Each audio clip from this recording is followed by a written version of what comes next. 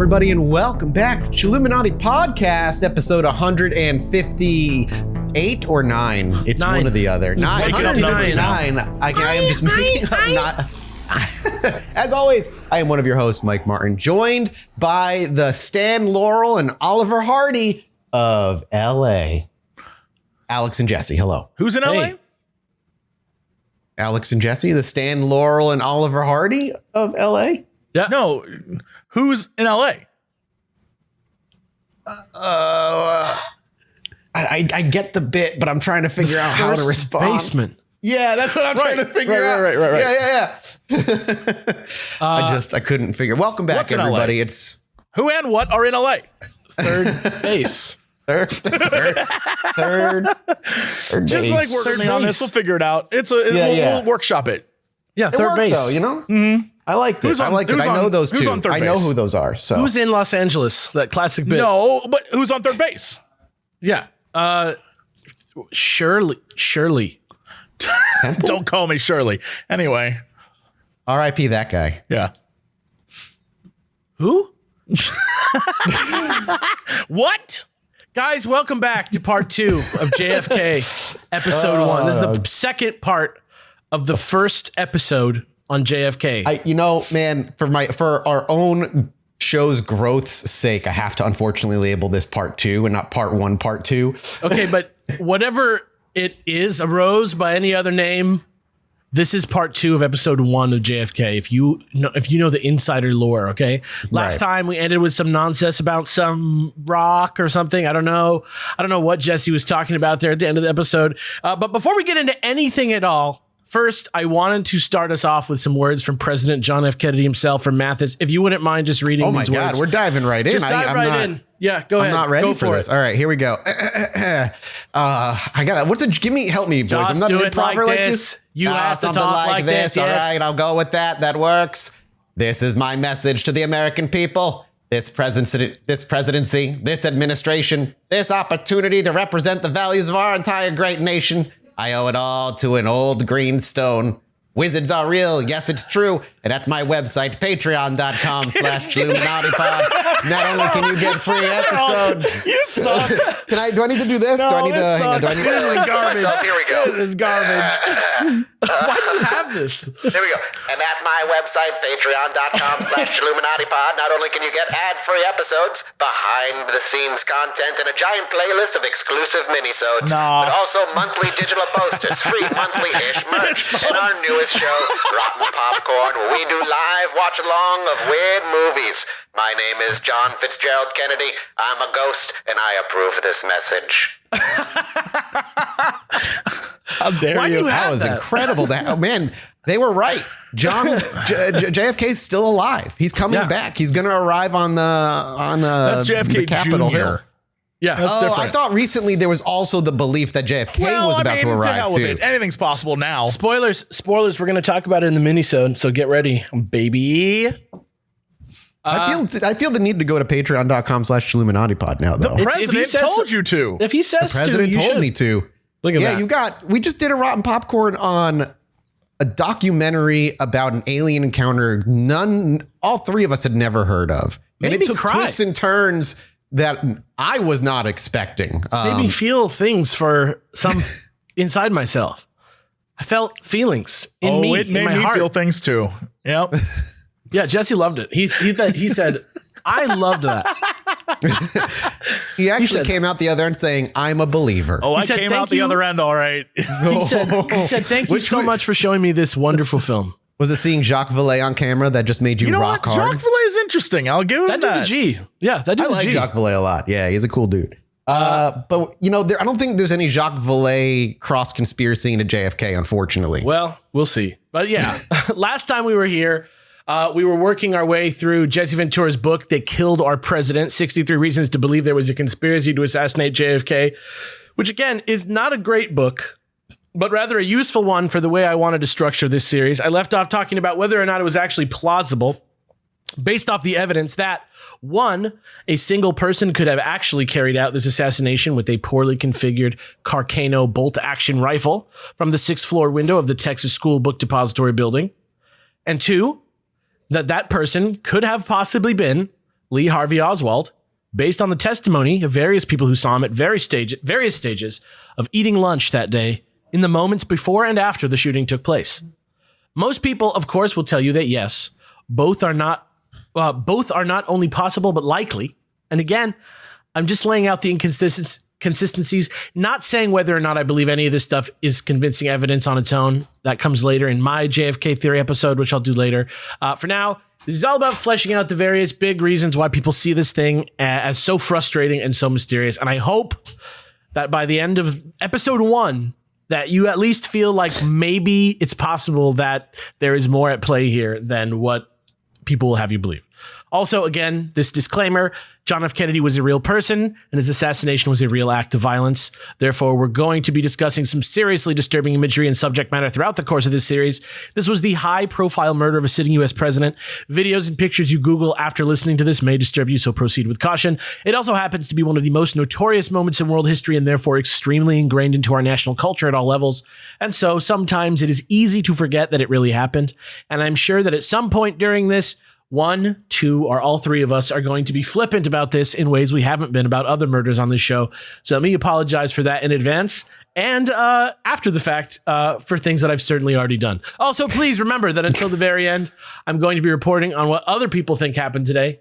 I said that already. If you don't like what you hear, don't shoot the messenger. At least until the end when I tell you what I really think. And finally, even though I promise I'm going to try and do this to the best of my ability, I'm not an expert. I'm just an internet comedian. So I'm probably just going to make some mistakes, maybe even some egregious ones. So again, just let me apologize for that in advance. And now without further ado, let's get this show on the road. Internet comedian is such a phrase. Oh, blame me. Right? I'm an internet comedian. No, you can't play. Yeah, he puts it out there. He's immune now. He's immune to all criticism. And listen, if you watch the video of JFK's brains getting blown out and it turns you on, call a doctor immediately. Why would that be where you would go? He's always because listen, you never know who's listening out there, man. We have worldwide reach. You know, we got to make sure that there might be somebody out there who's like, actually, rock hard. I'm a huge fan of internet comedians and murder. Both turn me on. He's got to hit that. He's got to hit that level. He's just got to test the boundaries real quick. Standards. I don't like that. I don't like the idea that that's our fan base. That's worrisome. Testing the boundaries of moral decency. That's us, man. Listen, if our numbers are anything to go by, whenever we talk about murdering people, more people tune in. Boom, boom, boom, boom. I don't know about that. There's always the one guy that's like, you need help, all of you. Oh yeah, there's always that one guy. I'm with that guy. Thinks, that guy and I, we're on the same page. You don't want to kill anybody? I just want to be murdered by an alien's dick. What? It's what? He's on fire today, folks. Did you say that just to like can't stop me. Upset me? What are you? It's wild. What do you mean? Destroy me, Daddy. Destroy me. There's a kid somewhere listening to this. I want you to know that. That's unfortunate because this is marked as 18 and up. No, there's a child listening to this. Explicit content. He's out of control. You said you wanted an alien to murder you with that. First off, how dare you put it on the alien that it has to have a dick? That's rude. Fair enough. Yeah, it's intergalactic, planetary. All right, so just slap me on one of those milking machines and milk me till I'm dry. Like, I don't know, do whatever you want. Right, I would prefer that. Oh, shit. Alex put on his glasses. It's time to start. 16 and 17, the other rifle. Yeah, exactly. Since the beginning, I've been talking about the 6.5 Carcano rifle, which was used to assassinate the president, because a 6.5 Carcano rifle was almost definitely found at the scene, and it was one that was the property of Lee Harvey Oswald, so it all kind of makes sense, right?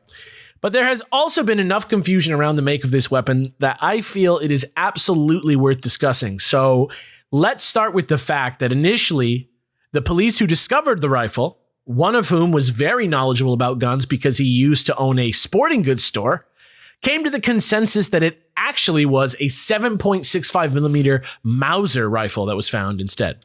In fact, here is a quote from the second of 2 reports, police reports from Deputy Sheriff Eugene Boone, in which he makes that determination. This is for Jesse to read. Here we go.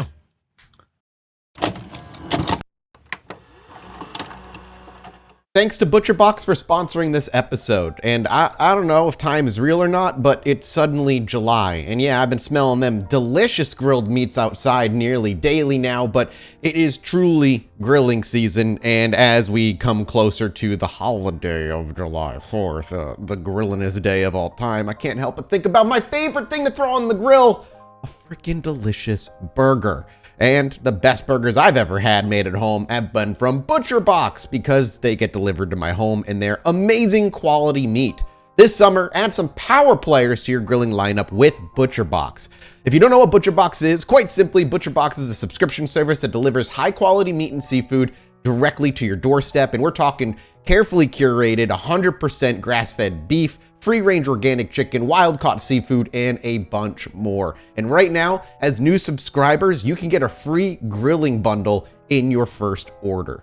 One of the biggest things that I love about ButcherBox is quite simply the convenience. Every month, ButcherBox ships a curated selection of those meats right to your home with free shipping in the continental US. There's no antibiotics or added hormones. Everything's packed fresh and shipped frozen for your convenience, so you can save time on your next grocery trip. And you can customize your own box or go with one of their pre-made ones. Either way, you're gonna get exactly what you want. Couple that with its unbeatable value of less than $6 per meal on average, and I don't know why you aren't heading over to ButcherBox right now to grab yourself a box.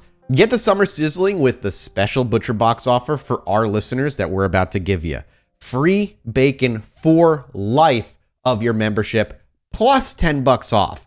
All you got to do is sign up today at butcherbox.com/chill and use code CHILL to get 1 pack of free bacon in every box for the life of your membership, plus $10 off your first order. Free bacon every time you get a box from ButcherBox for the length of your subscription. That's crazy. Again, that's butcherbox.com/chill with code CHILL to claim this incredible deal. And thanks again to ButcherBox for sponsoring this episode.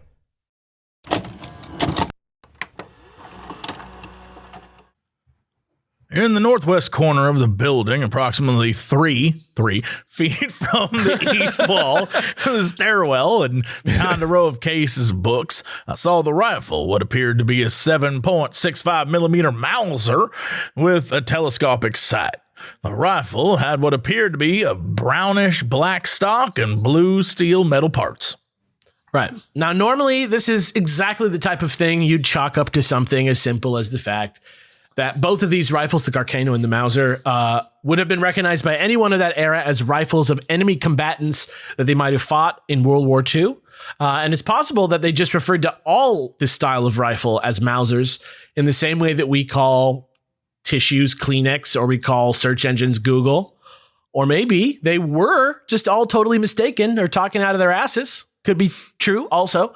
But just so we're totally clear about how weird it was that this gun was switched from Mauser to a Carcano in subsequent reports, here is a quote from Deputy Sheriff Robert Craig, who was also in the room that day for Mathis to read. Here we go. Whoa, all right, here we go. I believe Day, Lieutenant Carl Day, who was in charge of the Dallas Police Crime Lab, pulled the rifle out and handed it to Captain Fritz, who held it up by the strap and asked if anyone knew what kind of rifle it was. By that time, Deputy Constable Seymour Weitzman had joined us. Weitzman was a gun buff.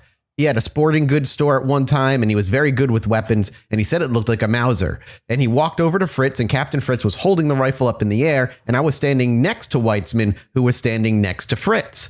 And we were no more than 6 to 8 inches from the rifle, and stamped right on the barrel of the rifle was, quote, 765 Mauser. And that's when Weitzman said, "It is a Mauser," and pointed to the 765 Mauser stamp on the barrel. So that's not just like somebody conflating two rifles in their head, right? That's a Mauser. And if that's not enough evidence for you, here's a clip of the sheriff saying that on video, matching up to real footage of them looking at it. So you can really see it if you want.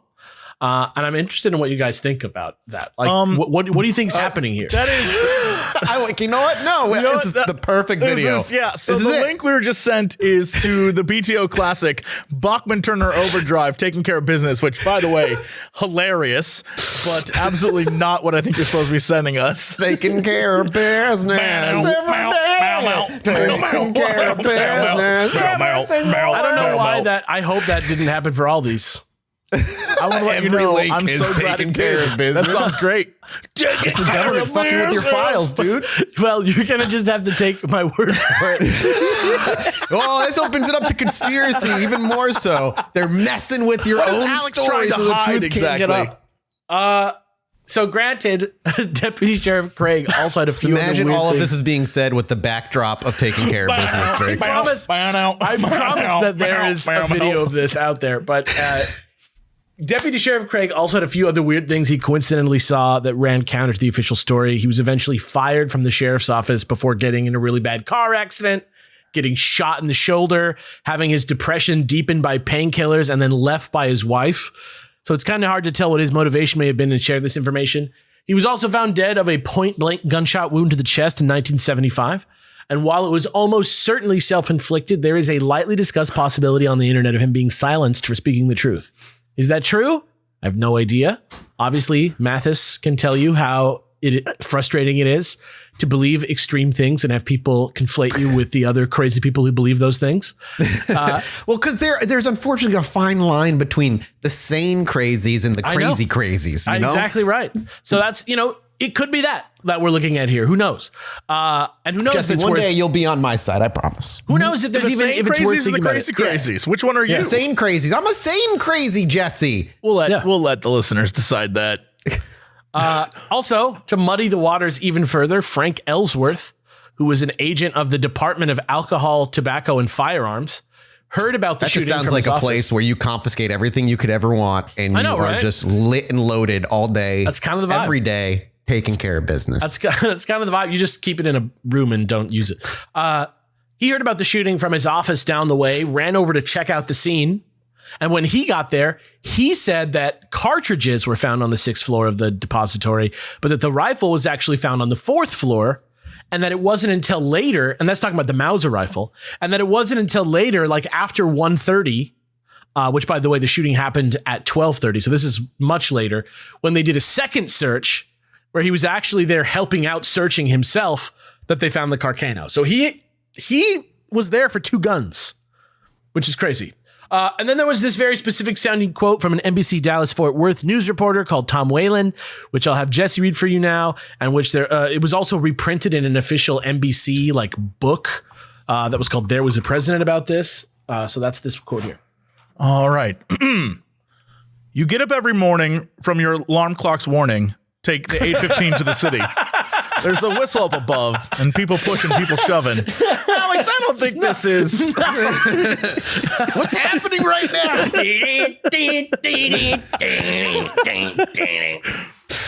Actually, what it really says is the weapon which was used to kill the president and which wounded Governor Connolly has been found in the Texas School Book Depository at the 6th floor, on the 6th floor. A British .303 rifle with a telescopic lens. 3 empty cartridge cases were found beside the weapon. It appears that whoever had occupied the sniper's nest had been here for some time. So yeah, people make mistakes. For sure, but also some very specific things were said by very specific people based on very specific facts, which makes it seem at least possible that even if Oswald did fire shots that day with a Carcano rifle, there may have been at least one other gun there for some reason, which would be a really suspicious fact if it proved true. But is it Mauser really? Is a what? Another rifle? It's just another type of rifle. Yeah. Totally. Okay. They're both, like I say, they're both rifles that were used against American soldiers in World War II, so they would kind of have an idea of what they are. Did we talk about last week? Did we talk about Oswald shooting a cop in the face with a pistol after he left the bookstore? We did not. After he left a bookstore? Yeah. Oswald shot a fucking cop in the face after the assassination hit. Oh, yes. We're going to get to that today. Okay. Yeah. Because that's, even if the man didn't just fucking kill JFK, he certainly shot a cop in the head. Well, we'll talk about that later. We'll talk about that. And is it really well established that he was there at all? Is another question. Apparently, there was a partial print off the left trigger housing of this gun that matched Oswald on 3 points of identity. But even the courts with the lowest requirements require 6 points of identity, and many require up to 12 points of identity before you can even legally describe it as a match. And the only other print on the weapon, a partial palm print, came from a piece of the gun which was only visible when the gun was taken apart. So those are the only prints that were on the gun. Another thing that's especially creepy when considered after that last fact is that on November 24th, just 2 days after the assassination, while the very recently killed Lee Harvey Oswald was being stored at a local morgue, we know from a blurb in the next morning's newspaper that a team of FBI agents came by to see the body that evening once the crowd had died down. Oswald's funeral director, Paul Grudy, who happened to be there at the time, reported that they were there to take fingerprints even though they would have had plenty of those on file by that point since he'd been there live at the police station the previous day. And by one account, according to Governor Ventura's sources, they were even said to have had the rifle on hand and said they were using it to make some sort of comparison. So who the fuck knows what was going on? And while Oswald had a positive paraffin test on his hands, which confirmed he was maybe recently in contact with a firearm, but maybe also that he just got pee on his hands or fingerprinting ink from the police station on his hands, he also definitely tested negative in the paraffin test on his cheek, which is a very hard test to fail if you've recently discharged a rifle against your cheek, especially if you're holding it nice and tight to make a world-class like marksman shot from a window. You know, we've already talked about that. So is Oswald a super fishy dude? Yes. Does he seem like he would be a weird guy in real life? Absolutely, he does. Is he the type of person you would imagine would shoot a gun at the president? Probably. But if he did this all by himself, why is it so hard to place him in all these different places? And if he didn't do it alone, what was he getting himself involved with that he was in like on the board at all? You know what I mean? So one big theory, and this is now we're moving into 18 and 19, which is called Agent Oswald. One big theory, which according to this book has been corroborated by 2 special ops CIA people, has something to do with a supposed false defector program being run by the CIA and the Office of Naval Intelligence out of Nags Head, North Carolina. And apparently one of these CIA guys is a very extreme dude called William Robert, aka Tosh Plumley. What? I'm sorry, what is his? His name is Tosh Plumley. I'm looking at Tosh Plumley? Yeah. He's supposed to be this badass secret agent pilot who like flew all these missions, and he was maybe also the whistleblower in the Iran-Contra affair. And to justify all these claims and to show this guy's really who he says he is, he points to a letter from 1991 that Senator Gary Hart wrote. Sorry, I don't know why it says Gary Harry. Somebody BTO's back in my maybe Gary was Harry. Gary Hart. Gary Hart wrote to Senator John Kerry. He wrote a letter to John Kerry. I'll have Mathis read an edited version of that letter right now. It's a little bit chunky. But I'm proud of myself for finding this letter because the link cited in the ebook is broken. And honestly, it paints a pretty interesting picture of what kind of things might have been going on behind the scenes in the government back then. So I'm going to try and drop this in that's too big for Slack or to Zoom. For Slack, Zoom. So I'm going to drop it into Twitter. Yeah, it's in Twitter for you. All right, here we go.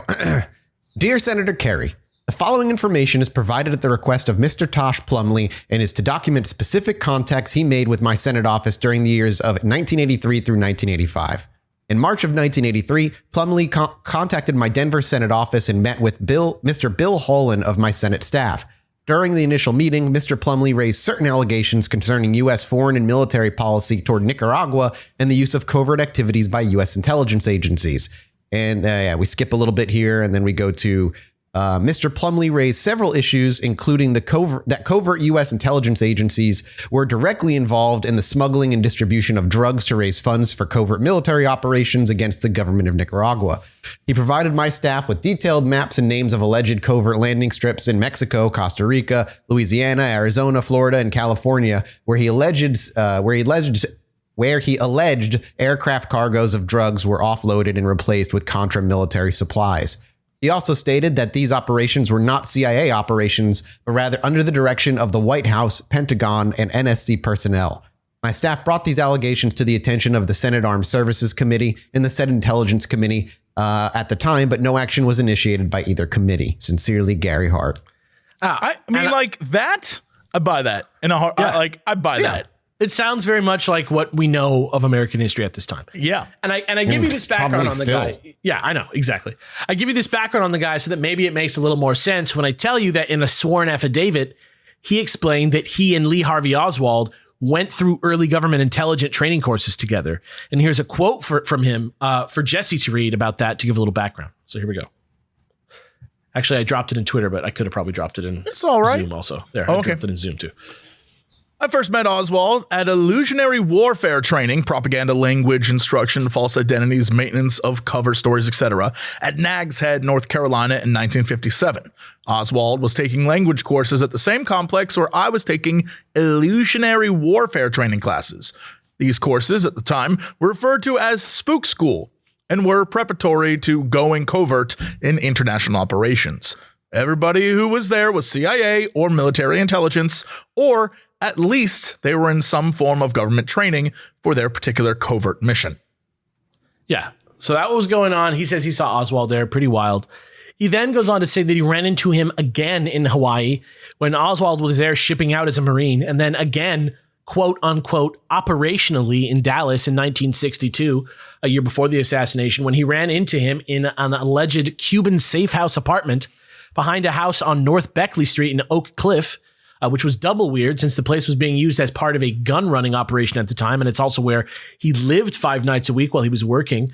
But I guess when he asked about him, he was told he was there on the part of the Office of Naval Intelligence. So he said, "Oh, Oswald, he's here for ONI." That's what they said. Captain Edward G. Sewell and Captain Gilbert C. Cook, who are both stationed local to the Dallas area, corroborated that Oswald really was with ONI and that he had been active at both the Hensley Field and Bachman's Lake ONI facilities there. And according to CIA officer Victor Marchetti, the ONI connection is how Oswald got to be involved with the false defector op out of Nag's Head. Here's a quote about what they were doing for Mathis to read. And honestly, as you listen, tell me it is not exactly what you already thought you knew about Oswald if you pictured him and what he was doing. Sure. One of these activities was an ONI, Officer of Naval Intelligence program, which involves 36, maybe 40 young men who were made to appear disenchanted, poor American youths who had become turned off and wanted to see what communism was all about. Some of these people lasted only a few weeks. They were sent into the Soviet Union or into Eastern Europe with the specific intention the Soviets would pick them up and double them if they suspected them of being US agents, or recruit them as KGB agents. They were trained at various naval installations, both here and abroad, but the operation was being run out of Nag's Head, North Carolina. Yeah, so that's pretty nutty. This was also later confirmed again from a quote that's supposedly from co-chairman of the U.S. Senate Subcommittee to investigate the JFK assassination, Senator Richard Schweiker, though I can't find anything but an indirect attribution to him through this other JFK book, Brothers by David Talbot, where he says, quote, the accused assassin, meaning Oswald, was the product of a fake defector program run by the CIA. So that's a quote from this guy. I can't really source it any other way besides that. And then there's this weird quote from this guy, David Atlee Phillips, who at one point was actually the director of Western Hemisphere operations for the CIA, really, who not only openly stated that he thought the assassination of President Kennedy was the product of a conspiracy, which likely involved American intelligence officers, but also here's a quote from him for Jesse to read, which makes this even wilder. So here we go. I was one of the 2 case officers who handled Lee Harvey Oswald. After working to establish his Marxist bona fides, we gave him the mission of killing Fidel Castro in Cuba. Oh, okay. I don't know why he killed Kennedy, but I do know he used precisely the plan we had devised against Castro. I just want to put this out there because I just got to. Whenever you're getting quotes from ex-CIA people, take that shit with 900 grains of salt. Oh, yeah, because absolutely. They are, just because they're not officially with the CIA anymore doesn't mean they still don't work with the CIA for just putting out misinformation and confusing people and keeping people off the track. Why would you? But they wouldn't. See, this is what I'm talking about. The CIA. This is what I'm talking about. Extreme beliefs. It's hard to not hear that and be like, that's crazy. But also, it's like could happen. McWorld. You know what I'm saying? That's what the CIA is all about, man. I mean, I will point you to the UFO phenomenon. How many times did they deny it until they just didn't anymore? Exactly. Exactly. And here's a few more weird things about Oswald that I'm going to list off that are going to make you get a question mark above your head, like a video game character. Number 1, a military doctor once stepped in and prevented Oswald from getting in trouble for contracting a venereal disease because he got it, quote, in the line of duty, end quote. Something to think about. No idea what that could mean. Number two, while he was stationed in Tokyo, Oswald was known to hang out with sex workers at this one fancy club who were suspected to have been passing American intelligence to the communists. That's another thing that's true about Oswald. Number 3, Oswald failed a Russian proficiency test on February 25th, 1959, but 6 months later, he was seen speaking perfect fluent Russian by 2 native speakers. Number 4, the CIA said Oswald wasn't debriefed when he came back from the Soviet Union, But according to a CIA officer who spoke with PBS's show Frontline in 2003, Oswald actually was debriefed and that he knows because he read the report himself. And 5, not only was a spy camera allegedly found amongst Oswald's belongings, but his notebooks were full of data about guns and spy photography, and there was tons of encrypted text in there too, including, according to a link in the book which led to a deleted Google Doc, the unlisted phone number of Jack Ruby. But more on Jack Ruby in a little bit. Also, this book fucking sucks. It's fucking, it's hard. Was it a slog or was it just like chaos? It's just a very hastily put together book. Not a lot of, there's a lot that I left out for very like good reason. I believe you. I think it's, like I say, it's a great way to survey a lot of the weird things about this situation, but I really don't want to back a lot of it up. I don't want to buy into a lot of it. There's a lot of it that I don't want to buy into. Right now, I want to circle back around to the fact that very often for this theory to work, it seems like Oswald might need to be in 2 places at once. But what if, instead of being able to teleport, there was evidence out there of secret agent Lee Harvey Oswald having something Governor Ventura calls in this book a, quote, intelligence double. Or more clearly, this book lays out a situation in which, quote, the only explanation that's viable is that U.S. intelligence has been running 2 Oswalds as part of an operation, end quote. You know what? This made me think of a movie, and I was going to say the movie, but I realized Mathis wouldn't even get it, so I'm not going to bother. No, tell me the movie. Tell me the movie. Maybe I have. You never know what I have. It's a huge spoiler. Okay. For that movie. I'm trying to think. In Manchurian Candidate? Like No. It's a movie about twins. That's it. Is David Bowie in the movie? David Bowie is in the movie. Yes. Okay, we're in there. Okay, we're in there. Okay. So not the one about the twin girls who swap places. No, not even remotely close. No. All right. So this book says this is a very common thing that spies do, and that sometimes they even use identical twins to pull this off. How else can you so cleanly explain away so many minor yet significant differences in everyone's different accounts of seeing him at work that day? Or even the conflicting facts that they would say about him just like as a person. Was the person who came back from Russia who'd lost weight and had thinner hair the same Oswald who left for Russia? Did you know his height said 5'11" on his Defense Department ID, even though he was only recorded to be 5'9" when he was arrested? You telling me he lied? Even when he was younger, it seemed like there were 2 versions of him. When his childhood doctor said he had spent time in the youth house prior to examination, the Warren Commission found that he had only ever been recorded at the youth house after meeting with the doctor. And when the doctor measured him at 4'6", 1 month later, his school in New York had him down at 5'4". This is when he was a kid. Oh. Yeah. When the Warren Commission showed Oswald's half-brother John Pick photographs of Oswald from ages 2 to 12, he recognized him instantly. During the only surviving picture of him from when he was 13 and spending a year and a half in New York City, John Pick said he didn't even recognize him. And there's weird like medical history anomalies too about Oswald. Here is a quote from the book for Mathis to read about that. I'm going to drop that in the Zoom there. There are a lot of indications of stark differences in the past of Lee Harvey Oswald that imply they were actually 2 different individuals. Mortician Paul Grudy was asked twice if he noted a mastoid scar on the left side of Oswald's neck or scars below, or scars near his left elbow. In 1945, Oswald had a mastoidectomy operation at Harris Hospital in Fort Worth. A 3-inch mastoid scar was noted on his Marine medical records. In 1957, Lee shot himself in the arm with a .22 Derringer. Yet neither the 3-inch mastoid scar nor scars from the bullet wounds were observed by Grudy or noted on his 1963 report. Jack Ruby shot Oswald, who had no such scars. In January of 1957, military records show Lee Harvey Oswald was treated for tonsillitis. He was treated again for tonsillitis in 1958 and given injections of penicillin. But according to an FBI report, Dr. Philbin of Dallas, Texas, had removed Oswald's tonsils 12 years earlier in January of 1945. So yeah, there's some medical contradictions in his files. And then the book reminds you that, quote, these are not theories, and then points to a URL where you can supposedly find the medical records, except the URL is literally mindserpent.com/American_history /books /Armstrong /tonsillectomy /tonsils. And twice it led me to a dead end. And one time it tried to install a fake version of Flash from my browser and gave me a virus. So I'm going to go ahead and say that they are theories.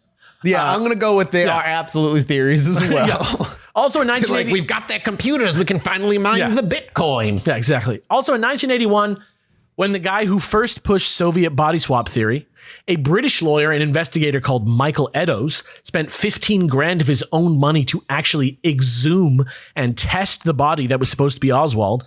They tested it and officially determined that it was indeed Oswald in the grave.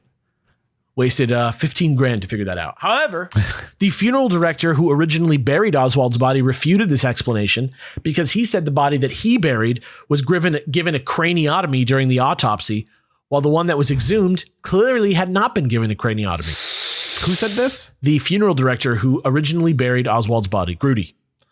The book also mentions that J. Edgar Hoover himself had read reports about Oswald as early as June 1960. And there were enough simultaneous sightings of him in America and Russia in the FBI files that even though there was no mention of this by the Warren Commission, Hoover himself issued a memo to his field offices saying someone might be using Oswald's identity and to be on the lookout. Now, from here, this part of the book goes super deep on these two versions of Oswald. They got one called Lee, who was the quote unquote normal one, and one called Harvey, who was the government spook one. But honestly, it's crazy. They get a little too far into the weeds figuring out which one was which. By the end, I felt a little tricked, confused. I was going to say, and at the end, the evidence to point to this is... Yeah, so I'm not going to delve into that super far. But before we go, I got one or two more things to read. First one for Jesse to read from the book. Here we go. Bang. In early 1964, Warren Commission member and Georgia Senator Richard Russell was very troubled and asked Army Intelligence Colonel Philip Corso to quietly conduct an investigation into the Oswald matter. Corso soon reported to Senator Russell that there had been 2 United States passports issued to Lee Harvey Oswald, which had been used by 2 different men. He obtained this information from the head of U.S. Passport Office, Francis Knight. He also reported to Senator Russell that there were 2 birth certificates in the name of Lee Harvey Oswald, and they too had been used by 2 different people. He obtained this information from William Sullivan, head of the FBI's Domestic Intelligence Division. Corso said he and Senator Russell concluded the assassination had to be conspiracy. Yeah, and so that's nuts. And then probably wildest of all, at least to me, is this quote from a controversial book by John Armstrong called November in Dallas 1997 Conference Presentation, Harvey and Lee about Oswald's wife, Marina, which I'll have Mathis read for you now. Yeah. Here we go. She insisted on seeing Oswald's body during his autopsy. Marina entered the room, stood next to the body of Lee Harvey Oswald, and did a most curious thing. She raised his eyelids and looked at his eyes. 4 months later, she told a French journalist, "I had 2 husbands, Lee, the father of my children, an affectionate and kind man, and Harvey Oswald, the assassin of President Kennedy." Sounds kind of like Did that Andrew just not WK. mean that the man was of 2 moods constantly, because wasn't he notoriously violent and beat his wife? You see, Mathis, that's the problem with having extreme beliefs, is that you ride the line of what's plausible. I'm still over here thinking about that damn movie. The more you say, the more I'm like, did they read this book and then make that movie? It's very possible. Sounds kind of like NWK. That's a joke that I wrote in my notes. Anyway, even though it's fun to think about things like this, perhaps we're missing an even simpler question about Oswald killing the president, which is what the next section's about. It's called Why? Number 20, why? Literally, that's just the whole question for this part. Why did Lee Harvey Oswald shoot John F. Kennedy? What was his reason for doing it? What was his motive? Well, if you know he's a weird, shifty, communisty outsider, you could probably sort of imagine some sort of reason in your head, especially if you watch tons of like Tom Clancy shit all the time or something. But in reality, there are a couple weird inconsistencies that pop up when you take a closer look. First of all, the House Select Committee on Assassinations could not establish a motive, and neither could the Warren Commission. So here's a quick quote from the New York Times for Jesse to read the day the Warren Report findings were released. Why did Oswald do it? To this most important and most mysterious question, the commission had no certain answer. It suggested that Oswald had no rational purpose, no motive adequate if judged by the standards of reasonable men. After his arrest, he told the police that, "My wife and I like the president's family. They're interesting people." He said, "I'm not a malcontent. Nothing irritated me about the president." Yeah. I mean, yeah. Right. Yeah, That's okay, what he would so, say, like, right? I'm gonna- That's what he would say, right?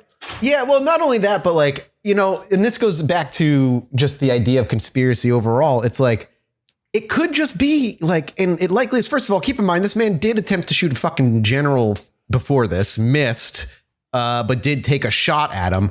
But moreover, it's where conspiracy fills in the gaps. People have a hard time sometimes swallowing the reality that the world is chaos and he might have just been mentally ill and fucking took a shot because he wanted to change the world. He was also violent and notoriously, like as we talked about last episode and a bit this episode, a turncoat and all this shit. Like, the man could just be off the chain. Well, and that's all it took. The craziness of him as a person, whether there's multiple people that are him or whatever, his more out there characteristics, I think, are just like one little piece of the overall pie of like, you look into the backstory of like what JFK was about, and you look into his personal life, and you look into like what he was trying to do. You look into the mob, the CIA, there's so much that like, if you just keep picking, all the little weird pieces don't make any sense. And so the thing that makes sense is like massive conspiracy. Yeah, exactly. Or maybe there was a massive conspiracy. Could be. I mean, that's the other thing too, is like, again, especially with JFK, because it's had decades to accumulate crazy conspiracies and new information and just straight misinformation and twisted truths, that it's like you said at the beginning, all this, it's so hard to just dig through and find what's even reliable to present as even just a theory. It's really true. There's so much. There's like over 1,000 books on this. You know what I mean? It's nuts. You can literally find a book confirming whatever weird conspiracy you believe in. But that's why it's so important to look at what we know as the facts and then kind of just have to go from there. You got to read Department of Truth. You got to check that out. It's great. Sorry, a little ramble there, but it's important. I think it's important to listeners to remember moving forward. He did take an assassination attempt prior to the president. This is not his first and only. I definitely started with that for a reason. You know what I mean? Yeah, exactly. Like this fits his profile. Yeah. Another problem is that no formal recording or transcript exists of Oswald saying his version of what went down. Mm-hmm. And what little we have cobbled together has come from the notes of agents who talked to him that day. Yeah, strangely enough, in 1978, the People's Almanac actually hired an expert on the assassination, someone called Mae Brussel, to compile every single known statement or remark that Oswald made between his arrest and his death. And after putting 14 years of research into the topic altogether, she concluded that when he did talk, he was telling the truth. First, I'll have Mathis read his comments from when he was arrested at the movie theater after allegedly just killing the president in cold blood. So here's a list of those for Mathis to read. All right, a few quotes here. "I don't know why you're treating me like this. The only thing I've done is carry a pistol into a movie. I don't see why you handcuffed me. Why should I hide my face? I haven't done anything to be ashamed of. I want a lawyer. I am not resisting arrest. I didn't kill anybody. I haven't shot anybody. I protest this police brutality. I fought back there, but I know I wasn't supposed to be carrying a gun. What is this all about?" Yeah. And then let's have Jesse read everything that Oswald said while in the police car on the way to the station and a little bit after at the police station. Oh boy, gotta scroll up for this one. "Again, what is this all about? I know my rights. All I did was carry a gun. Nothing irritated me about the president. John Kennedy had a nice family. I had nothing personal against John Kennedy. I really don't know what the situation is about. Nobody has told me anything except that I'm accused of murdering a policeman. I know nothing more than that, and I do request someone to come forward, give me legal assistance." When asked, "Did you kill the president?" Oswald replied, "No, I have not been charged with that. In fact, nobody has said anything to me yet. First thing I heard about The first thing I heard about it was when the newspaper reporters in the hall asked me the question. I didn't do it. I did not do it. I did not shoot anyone. I didn't even know Governor John Connolly had been shot. Well, I really don't know what this is all about, that I had been kept incarcerated and kept incommunicado. So what do you guys? So what do you think? Not shut his stupid mouth. Does he sound guilty? A couple of times he was also characterized as being cocky, possibly because he thought ONI was going to bail him out of the mess that he was in at the end. And then maybe he slowly was just like realizing that he was fucked and just starting to like sort of legalese his way out of it. Who knows? Here's a few more quotes from him that might show this side of him, which I'll just read myself. Call the FBI. Tell them you have Lee Oswald in custody. That's spoken to Lieutenant Frank Martello, the interviewing officer at the time of his arrest in New Orleans. Everyone will know who I am now. This statement was made. Actually, it's more like this. This is because it says this statement was made in a somber manner, as though now his cover was blown, not as though seeking fame, but in fact, quite the opposite. Let me try that again. Everyone's going to know who I am now. I refuse to take a polygraph. It has always been my practice not to agree to take a polygraph. I'm waiting for someone to come forward to give me legal assistance. This one's to Marina, his wife. It's a mistake. I'm not guilty. There are people who will help me. Everything is going to be all right. If they ask you anything, you have a right not to answer. You have a right to refuse. Do you understand? You are not to worry. You have friends. They'll help you. This one's to his brother, Robert. Don't believe all the so-called evidence. And then when his brother stared into Lee's eyes for a clue, Lee told him, brother, you won't find anything there. Then he said, my friends will take care of Marina and the 2 children. And then, yeah, I know. As the police, it's like, yeah, go ahead. Sorry, continue. As the police started to unfairly single him out in lineups and pushed him around and silenced him for a day or so, maybe a situation kind of dawned on him a little bit, because that's when another word shows up that we love to say in connection to this mystery. And that word just so happens to be the name of the next section, 21, 22, and 23, which is patsy. What were you going to say? Yeah. I mean, I just go back to thinking what his wife said about him. And there's 2 different types. There's 2 different Oswalds, the loving family man and the crazy one that would shoot the president. And I mean, if this man, I'm not saying he did suffer from any sort of mental illness, but if he was known to just flip, it would be, you could see the moment where he takes the shot, whether he hit him or not, and whether, there were other shooters or not. I still believe he was trying at the very least. And you can see maybe in the moment of him taking the shot, that adrenaline rush, he can, he feels it. And then when all is said and done, and he realizes kind of like it settles on what actually just happened, whether he believes he actually hit or not. You can see him maybe fall back into that kind of more passive of like, I didn't do anything. It wasn't me, blah, blah, blah. If his wife's like, there's 2 different hymns. I don't think she meant that literally. I think she meant that because he was a fucking violent man. He just was. Or did she? No, I'm just kidding. Never mind. This is Andrew WK. We're at Andrew WK. You're right. Yeah, but like it's important to put out, like, he did beat his wife. He was a terrible civilian. He's not like an innocent victim for 100% sure. And there's a lot of people who really want to paint him like that. It's just not true. Yeah. I will not contest that, but I will contest whether or not he shot the president of the United States. I sent you a clip. Check it out. This is a very famous clip. It's about a minute long. I'm excited for it. I'm sure you know it. I'm sure. I'm just hoping it's the song again. Yeah, I'm just a patsy. Yeah, this is the clip where he's like walking down the in the base. Like, this is like a very famous clip of him. He's being shoved away. He's trying to say that he needs representation, legal representation. Then he says the famous thing right at the end. He says, "I'm just a patsy." Yeah, I'm listening still.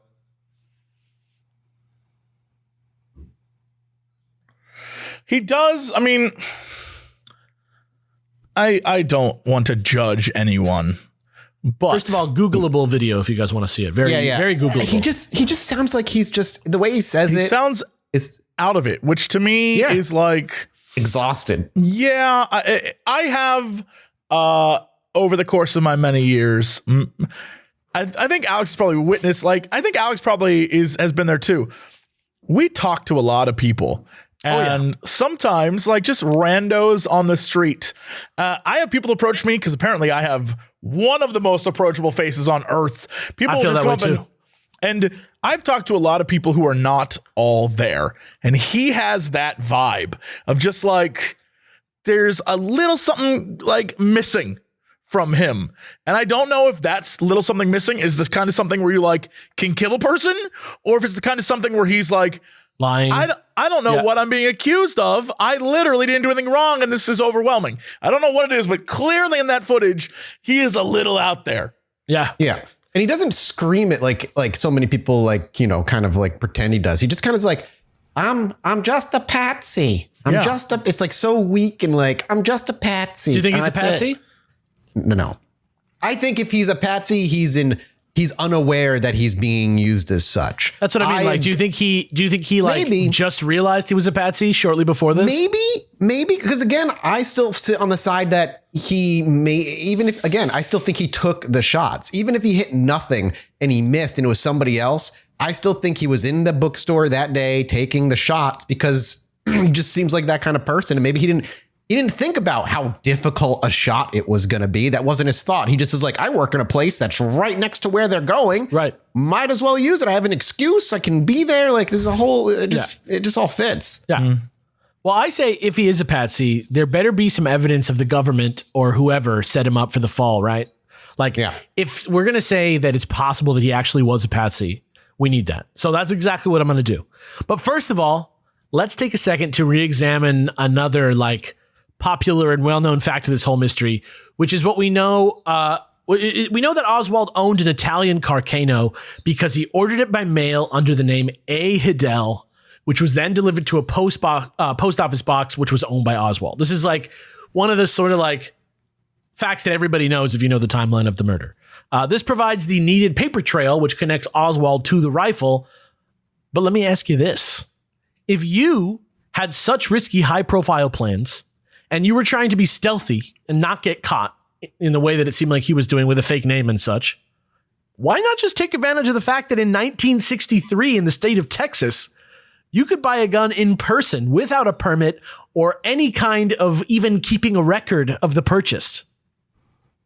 You know? And instead of, you know, ordering a rifle under a fake name by mail, even though that same fake name is on an ID card in your wallet, which can be instantly connected to you and then send it to a P.O. box, which is literally under your real name anyway. And then when the police ask, you say you don't even own a rifle. Right? When was the rifle purchased? I'm going to get into that right now. Okay. So while you're chewing on that, I promised I was going to show you government manipulation of Oswald. So here we go. January of 1963, Thomas Dodd of Connecticut was putting together committee hearings to look into whether or not the mail order sale of foreign firearms was harming domestic business, specifically with regard to Italian Carcano rifles, and specifically from one of the retailers Oswald was said to have ordered his guns from, Klein's of Chicago. And if that's not weird enough, Senator Dodd also used to be an FBI agent loyal to Hoover, was one of the heads of the Cuba lobby, and he was also looking into the Fair Play for Cuba committee, which Oswald was said to have been embedded in as an undercover operative. And as a matter of fact, two sources close to Senator Dodd have even anonymously confirmed that at least one Carcano rifle had indeed been ordered for Oswald in the name of this committee investigation at some point in 1963, which was subsequently corroborated by Agent Ellsworth, the same guy from Alcohol, Tobacco, and Firearms who said the Mauser was found on a different floor. He said that an undercover operative, possibly Oswald or quote unquote one of the Oswalds, was operational in Dallas, and that one of these Oswald lookalikes was actually a local gunsmith who illegally sold full automatic weapons to the anti-Castro Cubans as well. He was actually called down to the police department on the day of the assassination. He thought they wanted him to talk about Oswald, but they really wanted to talk to him about another guy, John Thomas Mason, another guy who apparently was a dead ringer for Oswald with close ties to Texas oil baron H.L. Hunt and the far-right Minutemen group, as a follow-up to a conversation they'd had the day before about gun running. So he was down at the station thinking that they were going to ask about Oswald, and they were just like, no, we want to talk about this other guy that guy just happened to look like Oswald. Also, the snub-nosed Smith & Wesson .38 revolver Oswald bought in a similar manner to the Carcano was also purchased from a company under the committee's investigation, which was called Seaport Traders of Los Angeles. So that's two weapons ordered from these sort of like mail order rifle things in this fake name that's on his government ID. Also, Oswald is on record ordering his pistol just 2 days before Senator Dodd's hearings began. And indeed, the sample statistics do include a purchase made from Seaport Traders and shipped to Texas, which could have very well been him. Can I cut in here? Yeah. It's important to remember, maybe the reason he bought the Italian Carcano rifle is because he paid under fucking $20 for it. It's true. It was super fucking cheap. It's true, but what I'm saying is somebody literally said it was Oswald. Somebody in the government literally said it was Oswald who did this. You know what I mean? So it's at least corroborated by an official, right? Yeah. And if we know anything about what's important in America, it's gun profits. And we know that in the same hearing, the Carcano rifle itself was fingered as one of the biggest threats to domestic gun profits. So if there was a motive to make the Carcano rifle into the rifle of a very bad man, this could be it. Also, LA Police Lieutenant Manuel Pena, who later was a head investigator on Kennedy's brother Bobby's assassination, was the same guy who traced the telescope sight from Oswald rifle, the telescopic sight that was from Oswald's rifle, to Seaport Traders. And also, while Dodd was literally being paid by the American Security Council to convince the government to get rid of Castro in Cuba and directly engage in warfare in Vietnam, he was also on the Senate Internal Security Subcommittee, which was pushing weird stories about Oswald being a commie-loving fanboy KGB assassin who was trained in Minsk to kill. And also, we know that on November 8th, just a few weeks before the assassination, Oswald actually wrote a letter to a Mr. Hunt. We don't know which Mr. Hunt it was, asking for some clarification. It's been suggested that this could possibly reference future Watergate burglar and current CIA Cuba guy, E. Howard Hunt Jr. He's one of the guys who broke into the Watergate Hotel. But we also have evidence from ex-military officer Richard Case Nagel, saying that Oswald was also connected to the Baron H.L. Hunt, which again links him back to the gun running. But either way, it's a pretty interesting little letter. So let's have Mathis read the letter really quick. Here we go. Yeah. November 8th, 1963. Dear Mr. Hunt, I would like information concerning my position. I am asking only for information. I am suggesting that we discuss the matter fully before any steps are taken by me or anyone else. Thank you. Signed, Lee Harvey Oswald. Pretty sus little letter. Considering he shot the president just 2 weeks later. Another big piece of evidence that you see a lot when people do videos or books about this are the photos of Oswald posing in the backyard with the Carcano rifle he used not only to shoot at Edwin Walker, but also JFK a little bit later. So here's those. That's the series of all three pictures from the backyard. Okay. Yep, there he is holding the friggin' rifle. And even though we all know that this can only ever be circumstantial evidence, it's one of the main pieces of proof people point to regarding Oswald being the shooter. It was on the cover of Life magazine, for example. But what if these pictures aren't exactly as they seem?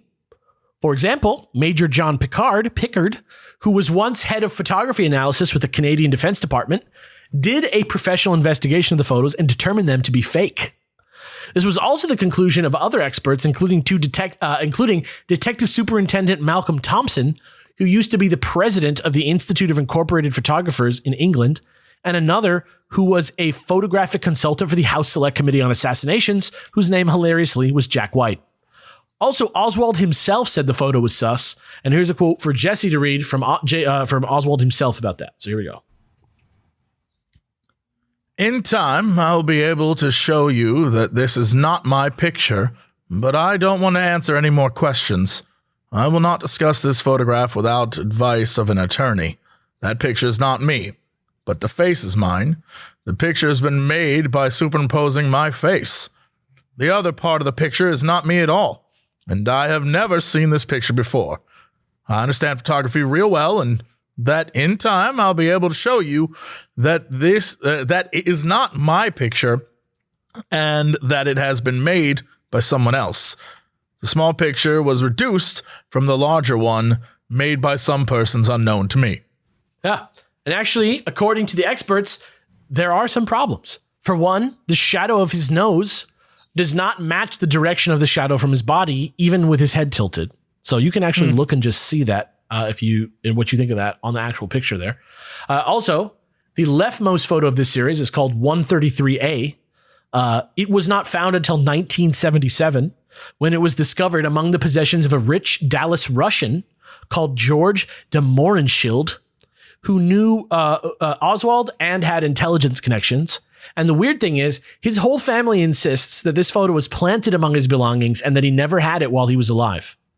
They also believe the background to possibly be the same image in all three pictures, just warped.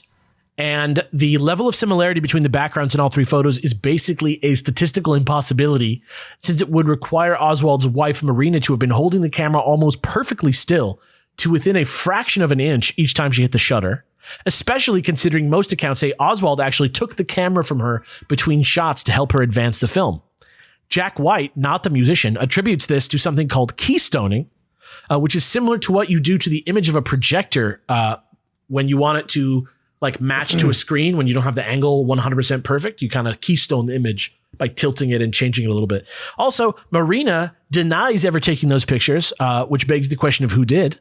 And also, the body of the person in the photo might not be Oswald's. Strangely, Oswald appears to be wearing no ring in photo A, a ring on his right hand in photo B, and a ring on his left hand in photo C.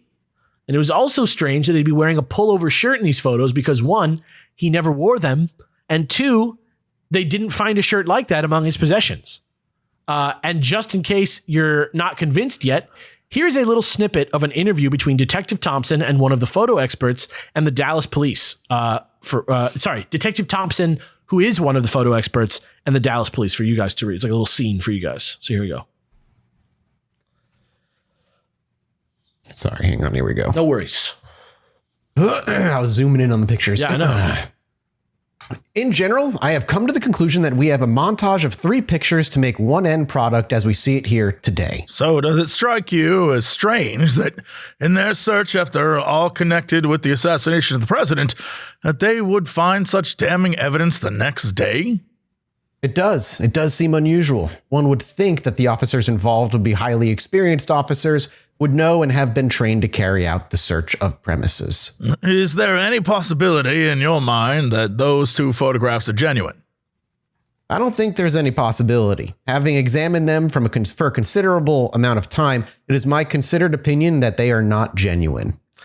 So what do you think of those pictures? Are you seeing what I'm seeing? Are you seeing what I'm saying? Shadows, rings? I see the rings. I do. So can I? Damn. I kind of see the rings when they're zoomed out, but when you zoom in, it's hard to tell because it's a picture from the fucking 60s or whatever. If we had the real film, it would look better. God damn. I wish I could. So I went into Adobe Photoshop as you were talking, and I took the 3 pictures and took the left picture and the right picture, cut them out, put them over the central picture, and then change the opacity. Opacity. You got it. And made it so that I put the heads, because I was looking, because the thing you said was the heads were pasted on, or at least he said. And the heads, here's the thing. In all 3 shots, the heads are like, I'm going to say 99.9% the exact, like when you take a photo, I don't know if this dude is trained professional Instagram photo person. You know what I mean? Where they always have like the Kim Kardashian same face. These are the exact same face 3 times. I'm looking at them right now. They're superimposed over each other. They fit perfectly. I'm not willing to like. But I feel like his mouth expression on each one is different. I'm telling you. He looks like he might be smiling in the third one. He looks like he's kind of frowning in the second one. And the first one, he just looks like he's just looking at the camera. The only thing different is a little bit of lighting. And in one, here's interesting. In one, he has a little bit more hair. I don't know. It's a little weird. I'm not really willing to come down on either side of this photo manipulation thing, because it's easy to look at old pictures and get caught up in stuff. Sure. But it's definitely a weird enough looking picture that there is some question in my mind. It is strange. That's for sure. Two more things, if I may pop in. If we didn't talk about it, he got the rifle 8 months prior to the assassination attempt, for one. And 2, that was kind of left out of his confessions or talking about why he was arrested. He was spotted going into the movie theater with a pistol without paying. Yeah. He just went right in and didn't pay. He didn't do anything, which is pretty sussy. Yeah. But the rifle, like I say, he bought it exactly in the right timetable for that mail order foreign guns investigation, which is at least significant in some way. Lastly, for this section, let's circle back to the clip that I showed you at the beginning where Oswald said he's just a patsy. Apparently, in 1970, a new way of determining the possible truth of a statement that someone made on tape was invented.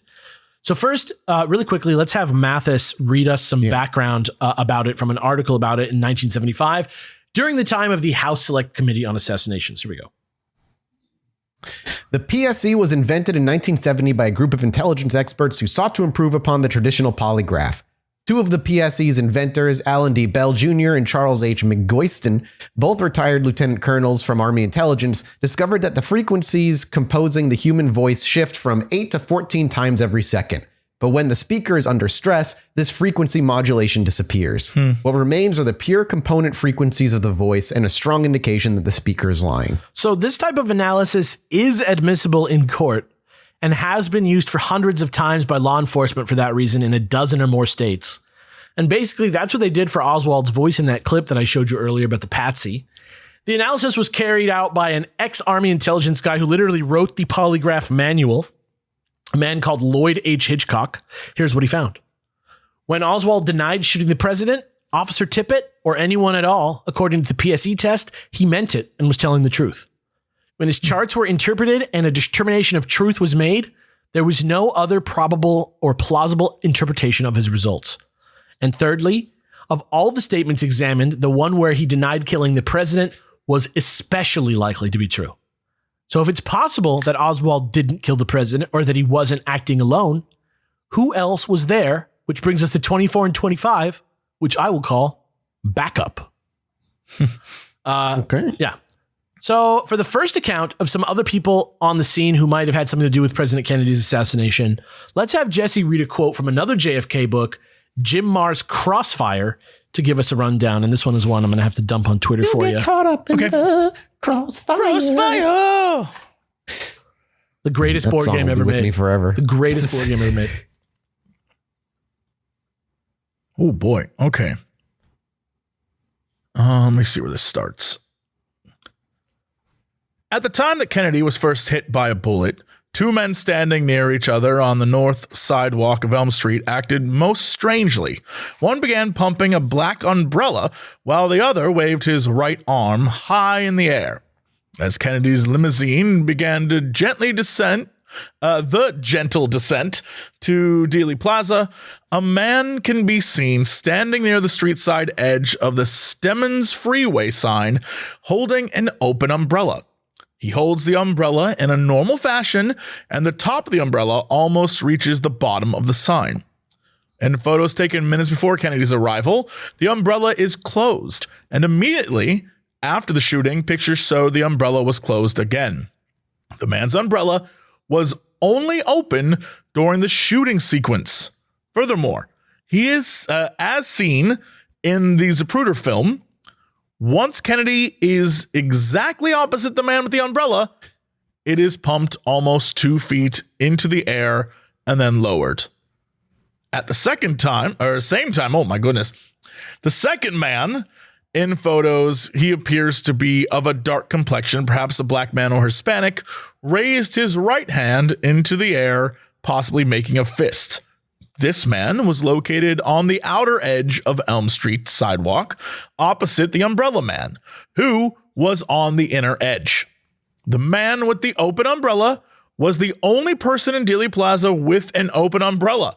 Under the warm Texas sun, there was no reason to carry an open umbrella at the time. So here is a picture of that for you guys to look at, I hope. Unless it's a music Invalid video. size parameters. No! Oh no. A lot of conspiracy happening Yeah. on this very podcast. Error. Invalid size parameter 980. Maybe I can make it happen. There we go. Did that work? Let's find out. Invalid parameters. Invalid size parameters. Oh, maybe the resize thing is the problem. At the end, it says resize. There it is. Got it. Gyazo or snapshot it or whatever. Got it. Oh, how'd you get it? At the up in the web bar thing. Oh, delete resize. Delete the resize bit and just stick with the Hey, JPEG. there it is. Man Yeah. with an umbrella. Man with the umbrella. So he couldn't be just hiding from the sun. No, I've seen Umbrella Academy. I know exactly who that is. Yeah. Yeah, it's weird, right? So To people today, these guys are known as Umbrella Man and Dark Complexioned Man. And I think they even use an Umbrella Man in Umbrella Academy, which is what you said. I think he's one of the character's fathers or something. But even crazier than their behavior during the shooting is their behavior after. And apparently, while everyone else was either diving towards the ground, taking pictures of what was happening, or running towards or away from the grassy knoll, these two guys just sit down right next to each other on the curb together like they're friends. So I got a picture of that right there for you. You just see them just literally sitting on the curb together, very close to each other. Which ones are they in this image? They're the guys sitting together on the curb. On the right? Yep. Is that the same man? 1,000% positive they're the same people. 100%. Then the dark complexion man, you can see the umbrella there sitting in the street too. Then the I do see it. Yeah. Then the dark complexion man pulls out something that looks like a two-way radio. I have that picture of that as he's walking to his seat. You can click on that and see. Or let me put that. Where are you sending this? Let me put Tweeter? that in the Zoom. I don't know why I put it there. You can see him in that picture, kind of reaching for something in his back pocket. Okay, I'm gonna. All right, so he looks like he's wiping both his hands on his ass like anybody else would. So then here's a picture of him talking into the radio. Okay, yeah, give me something. Give me more than And that. here's an illustration. Send it in Zoom, you mofo. Oh shit, I'm stupid. I'm stupid. Okay, here is the picture of him talking into the radio. Yeah, give me that picture. And here is an illustration of what that picture says is happening. What? Because it's like a, it's a picture from like a film, so it's really hard to grab a nice. It's really unclear. Yeah. I mean, so here's the thing. To me, this looks like one of those things where the human mind creates things out of nothing. And if you go back to the first image where it was like, oh, he has a radio thing going on here. There's two question marks pointing at stuff. And one, Math was talking about the question mark pointing at his butt. It looks like a man like wiping his butt. I don't know if they're saying he's getting a radio, but the part where I think they're saying that's the antenna, it looks like it's just the stairs. Yeah. Like it's just the stairs. I can't say for sure. I can't say 100%, but I at least see the pose that they're saying in the drawing. And I will say the image of, like, if I had to make an illustration, so Alex sent us two images, and one is from the video, and one is an illustration of the two men sitting there, and it looks like the guy's talking to a radio. But I could equally make the exact same illustration of they're turning to look at what's going on, and directly in front of, or I guess behind that man, is what appears to be a cop on a horse or something. I don't know what that is. Yeah. That could be like just a lady, tail. Yeah. It could be any, like that line, this like white line could also just be the sun's reflection off of the black sheen of something. Yeah. Yeah, and that dark spot near his chin could just be the shadow being cast on his clothes. It very well could be. And obviously this is very crazy stuff. So obviously they looked into these guys, and though they still don't know who Dark Complexioned Man is, Umbrella Man was identified as self-described, quote, conservative type heckler Louis Stephen Witt. The story goes that the umbrella he had was meant to evoke a British politician called Neville Chamberlain, who was famous for this distinctive black one he carried because President Kennedy's father, Joseph, was a supporter of Chamberlain, who was later criticized for his policy of trying to appease Adolf Hitler during World War II, and he heard the Kennedy family hated black umbrellas now as a result. And, just during the timeline, we're in the height of the Cold War, and we're messing around in Vietnam, but we aren't actually engaged in a Vietnam War. It's true. And that's very like, people were thinking that he was Kennedy was going to pull out. People fucking hated John F. Kennedy. Like half the country fucking hated this guy. He wanted to stop like an operation into Cuba, was it not? Like Bay of Pigs, he did right? Stop it. He did not send in the air support. If you're thinking, okay, like just to give you guys some context real quick about the Bay of Pigs, because maybe we're not putting this together. There's a bunch of anti-Castro Cubans that are like part of this plot in all these different stories that I'm talking about.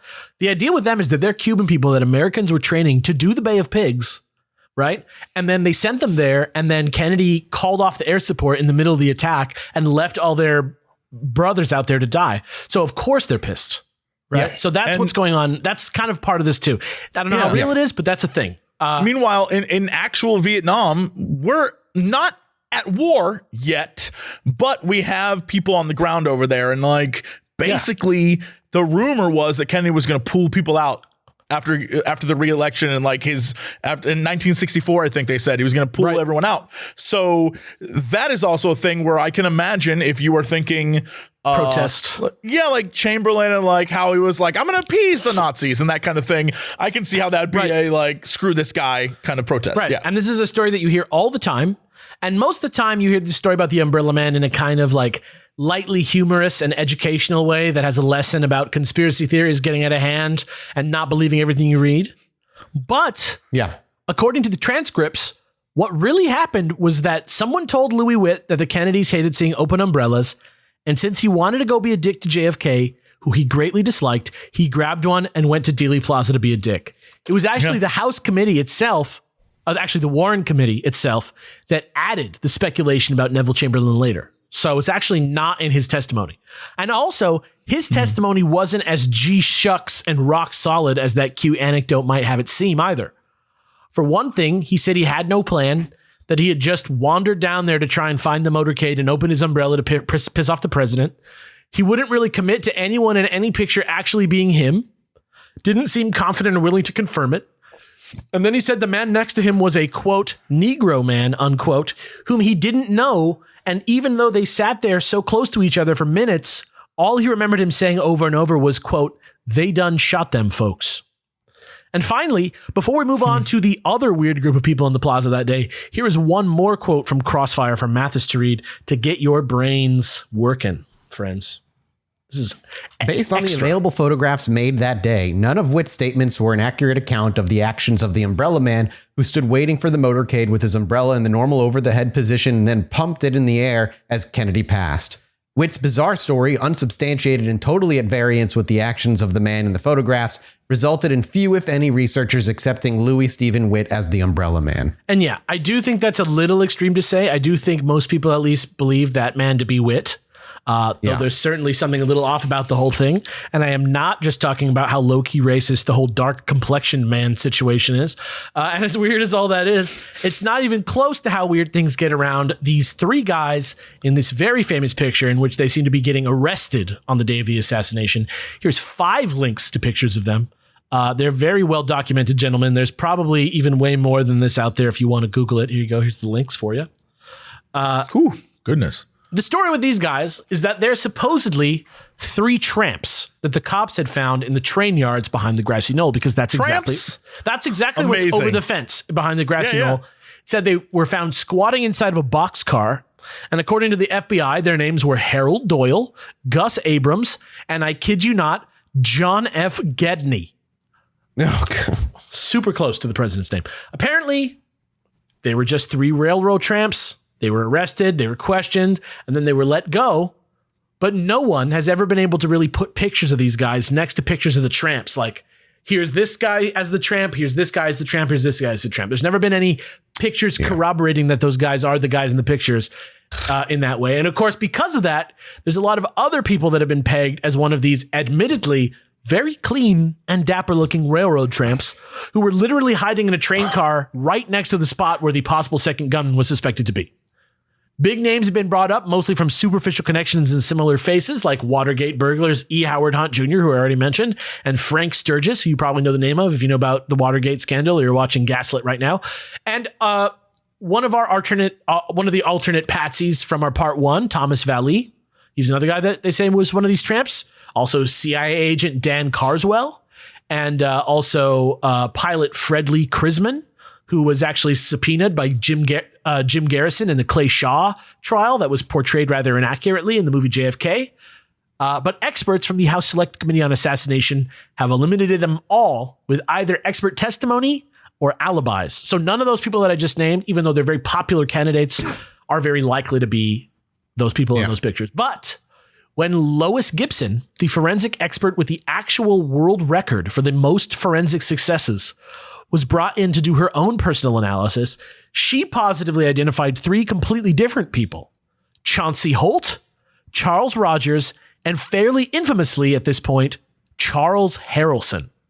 First of all, yes, Charles Harrelson is the estranged father of actor Woody Harrelson. I was about to say. Perfect. He's a professional hitman who was convicted of assassinating a federal judge called John Wood in 1979 and was sent to prison where he died of heart disease in 2007. Oh my Notably, God. before his arrest, he was high on cocaine in a 6-hour police standoff and confessed not only to murdering the judge, but also President John F. Kennedy. He didn't say much about it after it happened, but here's one quote from him for Jesse to read. Remember, he's high on cocaine. Well, do you believe Lee Harvey Oswald killed President Kennedy alone? Well, I'll get back to that. Without any aid from a rogue agency of the U.S. government, or at least a portion of that agency, I believe you're very naive if you do. Yeah. Honestly, okay, we're going to call back here just a minute, but like again to the point of JFK having a million enemies even within his own government. It's important. I had to fact check this because it's been a while, but to give you an idea, JFK butted heads with Alan Dulles. So much. Alan Dulles at this time was literally running MK Ultra. Yeah. This is the guy that we created the 8-ball. Like he retired in 1962. So he butt heads with Kennedy all the time because everything he was doing, Kennedy didn't want them doing. And so like the CIA, he fucking hated Kennedy. Dulles hated Kennedy. Like for clarity's sake, again, just go re-listen to MK Ultra to understand who that man was. Yeah. We were in the middle of the Cold War. There are a large number of people. I mean, we were at the point where they were like, are you a communist? Are you people are going crazy because they thought they were fighting for the soul of the world. And this was like, thinking that it's today. us versus Russia. We must stop the Soviets, that kind of thing. And just for, clarity's sake, Kennedy is killed. And then less than a year later, we are at full war with Vietnam. We were like, at full scale war. Worth mentioning. Just put it out there. Next, so that's Charles Harrelson. But LBJ had a huge dick. Oh yeah, hell yeah, and he loved showing that shit. Well, all right, yeah. Gotta push that boundary at all times.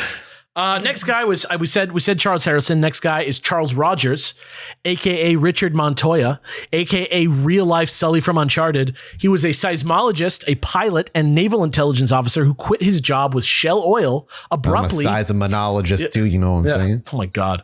He quit his job with Shell Oil abruptly in 1957. He allegedly did some sensitive off-the-books work with the CIA. And apparently in 1965, authorities discovered the chopped up bodies of his parents in the freezer at his house, which earned him the name the Icebox Killer. But when the cops showed up to grab him, he had already snuck out in a private plane and was declared dead in absentia 10 years later, and no clues to his whereabouts have ever been found since. And finally, we have Chauncey Holt. Of the three of them, he has been by far the most open, confessed to it publicly. He's written stuff. He's even made a little movie about it. And just like his name, he's got kind of a wacky pedigree. He was a master forger, a weapons expert, and was skilled at finances and accounting.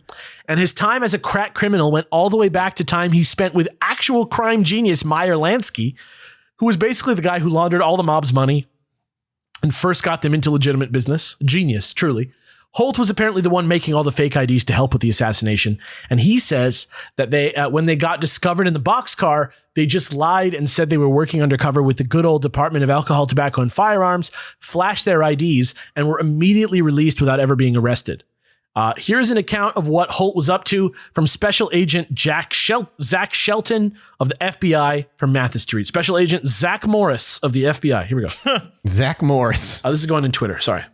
Oh, okay. Gotcha. Blah, blah, blah, blah. I gotta refresh it for it to pop up. Is this loading? There it is. Chauncey Holt, an expert forger affiliated with both the Mafia and CIA, began producing IDs for Lee Harvey Oswald, including all of his aliases, around April 1963. In June, Holt delivered the IDs to Guy Bannister in New Orleans, at which time Holt was photographed by news reporters in the same photo with Oswald.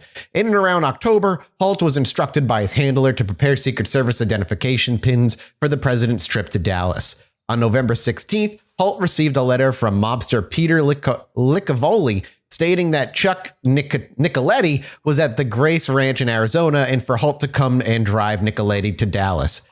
On November 21st, Holt drove Nicoletti to Dallas. On November 22nd, Holt delivered the Secret Service pins. He drove into the railroad yard in a white 1959 Oldsmobile station wagon. This was corroborated by the testimony of Lee Bowers.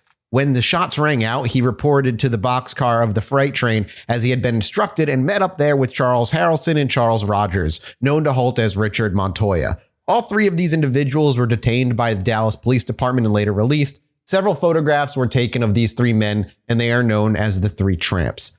Lewis Gibson, respected forensic artist, verified the three as Holt and Charles Harrelson and Charles Rogers, two violent criminals. So, yeah. Who the heck were those guys? And what about after the shooting? What was the deal with Oswald shooting Officer Tippit and sneaking into a movie theater? And what about... I think he panicked. Yeah, and what about that guy, Jack Ruby, who ended up shooting Oswald on live TV? If this was a conspiracy, was that part of the plan? Find out in the next section. Cleanup. 26, 27, 28. Here we go. I don't have to read anything, do I? Nothing about like a green anything? I'm good? Nope. No You're good. green nothings yet? Nope, All right, not yet. we'll see. So the story, as we officially know, goes that after doing his business in the school book depository building, where again, he was seen in the lunchroom area 90 seconds after the shots were fired. First, he slipped away over towards the bus stop and got on a bus. This is Oswald we're talking about. But the bus was going too slow. So he got off and walked a little further towards the Greyhound station before ultimately taking a cab back to the house in Oak Cliff that he slept in during the week while at work. He came in quickly. He changed his dark coat out for a light one and went on his way. While he was walking along 10th Street, he was spotted by police officer J.D. Tippit, who was in a patrol car nearby. In Oswald, Officer Tippit supposedly saw someone who fit the description of the shooter that had gone out on the radio, tried to stop him, and was shot down in cold blood by Oswald with his snub-nosed revolver. At 1:04 p.m., just 34 minutes after President Kennedy had been shot, Oswald's housekeeper, Earlene Roberts, looked out to see him standing at a bus stop, and by 1:06 p.m., Officer Tippit was dead on the floor. But the first weird thing about this story is that the description that went on the radio, as I said last time, wasn't a good description of Oswald at all, who again would be 24 years old and 30 pounds lighter than this. Here is that description for Jesse to read verbatim. Attention all squads. The suspect is believed to be a white male, age 30, 5 feet, 10 inches, slender build, 165 pounds, armed with what is thought to be a 30-30 rifle. No further description or information at this time. Also, sure, yeah, it's vague. Yeah. But in a moment of panic where the fucking cop, the president was just shot, I also imagine anything close, somebody might just try and stop him on the off chance. This is pretty far away from the school book depository, just to be clear. This guy they were making a center around the city center where the attack was, and this was just the guy in this area who happened to see this guy. Also, I should point out that for a suspect that was allegedly armed with a rifle, according to the radio, it's very strange that what people reported seeing was a patrol car kind of like pulling Oswald over to talk to him from the curb to the sidewalk. He didn't immediately get out of the car. He didn't have his weapon out. And according to everyone on record, it looked like they were talking, quote, amiably, end quote, almost like two friends before Tippit finally did get out and Oswald shot him 3 times or 5 times. Nobody's sure exactly. Yeah.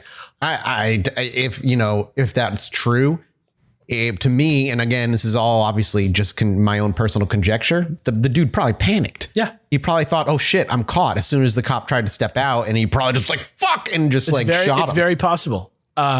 Also, from the house where Oswald's landlady saw him, the area where Tippit fell was literally a mile in the other direction, which is a pretty far distance to travel in just 2 minutes.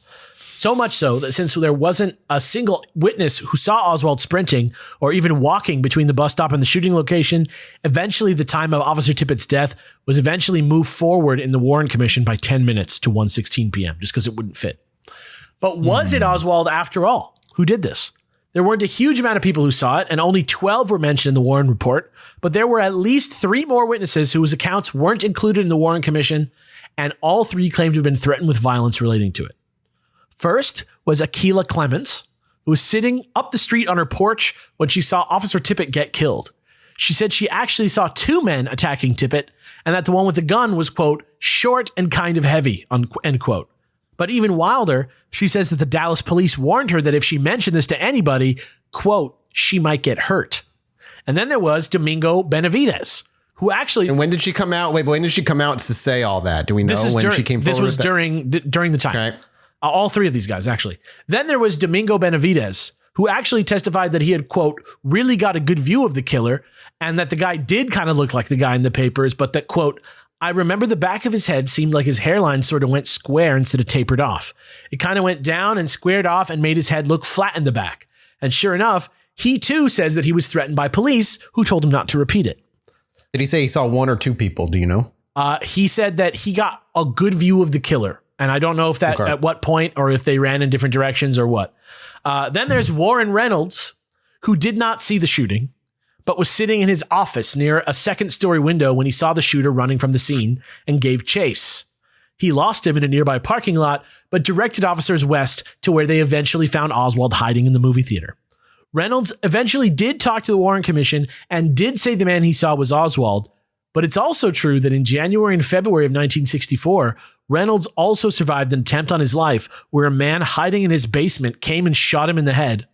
And then a man tried to lure his 10-year-old daughter into a car with money. And then after he was fully recovered, someone still had the balls to sneak onto his porch and unscrew the light above his front door. Officially, he said that he thought the reason he was being targeted was that of all the witnesses that day, he was the only one who aggressively tried to catch Oswald, and that a lot of people who saw him talk about the shooting on TV or heard him on the radio thought that he literally led the cops all the way into the movie theater. However, according to Robert J. Groden, the staff photographic consultant to the House Select Committee on Assassinations, who eventually himself went on to be a pretty prolific JFK writer and ended up as the consultant on the good but factually incorrect Oliver Stone movie JFK, which I've mentioned before is a very good gateway drug into the JFK verse, even though you got to know that it's fucked up and kind of wrong. He said that Reynolds told him that before he was attacked, he would have told the Warren Commission that the shooter didn't look like Oswald to him. So just something to think about. Also, just after a bystander grabbed Tippit's radio and told the police he'd been killed, Patrolman H.W. Summers called in, saying that he'd met a, quote, eyeball witness to the getaway man, apparently armed with a .32 caliber dark finish automatic pistol, unquote, and that the dude had black wavy hair, a light Eisenhower jacket, dark pants, and a white shirt. Also, Sergeant G. Hill, who was there that day, said, quote, the shell at the scene indicates that the suspect is armed with an automatic .38 rather than a pistol. And again, police literally arrested Oswald with a revolver, and he went out of his way to say it wasn't a pistol and that it was an automatic pistol. And then what about the fact that Oswald was shot dead on live TV? Let's watch that clip right now. It's another one that's just like absolutely crazy. This is like, this never happens. This type of... Yeah, this was shocking. Yeah. Officially, on November 24th, 2 days after the assassination, Jack Ruby was in town to wire money to an employee of his at 11:17 a.m. at the Western Union on Main Street, according to the stamp of completion on the cash transaction.